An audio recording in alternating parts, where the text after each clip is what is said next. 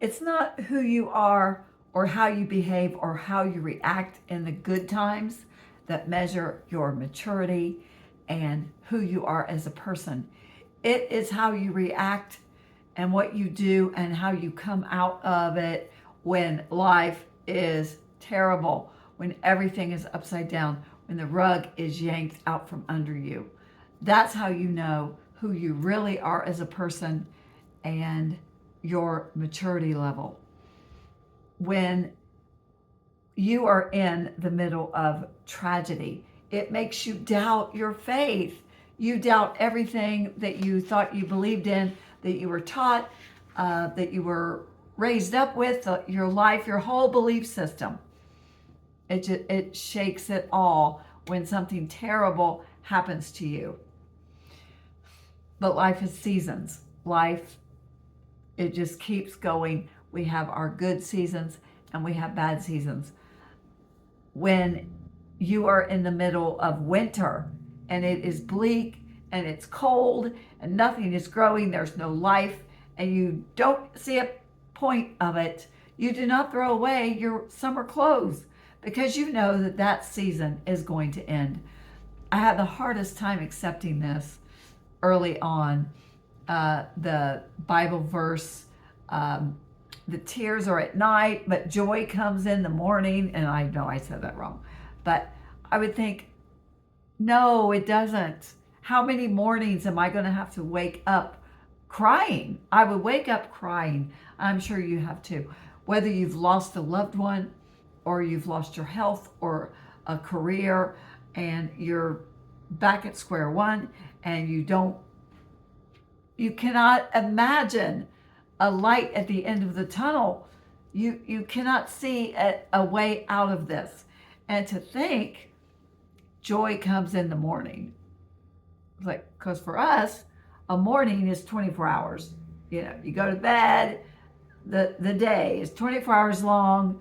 You endure, you grind, you do your thing in the day, and then finally you get to go to bed and you wake up 6, 7, 8 hours later and it's morning and it's all new. Well, when you're in grief or tragedy or loss or heartache, depression, despair, it seems like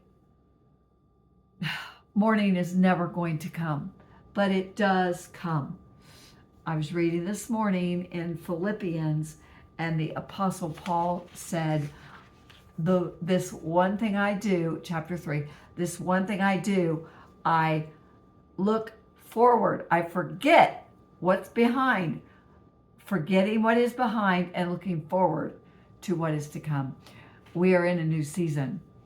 And if you feel this morning, if you feel really under attack and stressed, depressed, despairing, that means you are in a new season. You are headed toward something new. And I'm sure you're like me, you don't want to keep living in loneliness and hurt and heartache. Yeah, that's not where you want to stay. So please know, if that's where you are today, you are moving towards a new season. Just like in winter, you're not going to throw away your summer clothes. Summer will come again. It might not seem like it, and it might seem like, oh, it's just too far away, but it will come again. Now, when Paul said, forgetting what is behind and looking forward, moving forward, going ahead, going forward into what is to come, he did not mean you have to forget your spouse, your loved one, your career, all the lessons that you learned by being part of that person's life or in that job or that situation that you were in. No, you don't have to forget all that and act like it never existed, which that's hard for me because I'm kind of like an all or nothing type of personality. And when you tell me that, I kind of think you mean just forget him, move on, keep going, move ahead, don't stay. That's not what the Lord wants for you, to stay in this dark path. Move forward.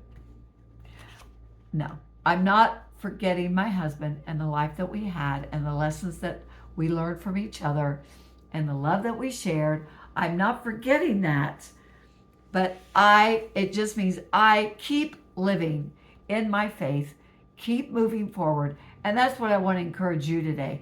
Keep moving forward. Keep living in your faith. We do not want to live in the past where we are just wishing for what we had back. And I did that for a long time. It took me a long time to get past that. I just wanted everything back the way it was. I wanted my husband back. I wanted my dreams, my goals, my vision for my retirement and the future. I just wanted that back, period. But the Lord does not want you to live there and to stay there, and you don't have to. He does not want us to live in despair and grief and heartache. If that is where you are, if you are in a really tough situation, you are in a season that you are ready to move forward. You don't have to forget. You're just not going to live there. That's not who you are. That's not who you're going to stay. So be prepared, be encouraged. We are moving forward. Summer is coming. Winter is not going to last forever. We're not going to throw away our summer clothes because it's cold and it's dreary and it's terrible. Summer is coming. If you live where I live in the Midwest, it is here with a vengeance. It is so hot. That's why I'm inside. I can't even take it outside in the shade.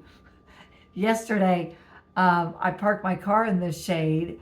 I had to leave in the afternoon, so I moved my car, parked it under my big, huge tree in my front yard, and I got in the car. I took a picture.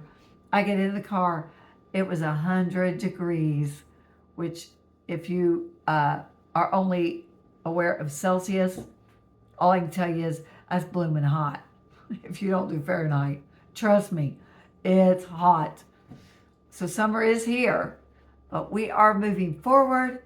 That's what the Lord wants from us. We can encourage, we can bless other people, and I struggle with that. How is my pain, what good is that going to do anybody else? How will that help somebody? Oh, they're miserable, they're in a terrible spot. Well, so am I. I'm in a terrible spot too. And I'm thinking, how's that going to encourage anyone? We do learn. You learn in trial. You learn in loss. You do not learn when everything is going great and in victory. You learn in loss and tragedy. And when things are down, that's when you're learning. That's when you're growing. Might not seem like it today, but trust me, it will. Hang in there. Do not despair. Be encouraged. God is still on the throne. He loves you. He cares for you. And he has good plans for you, no matter what it looks like today. Summer's coming. He has good plans. Have a blessed day. And if you're not encouraged today, encourage someone else.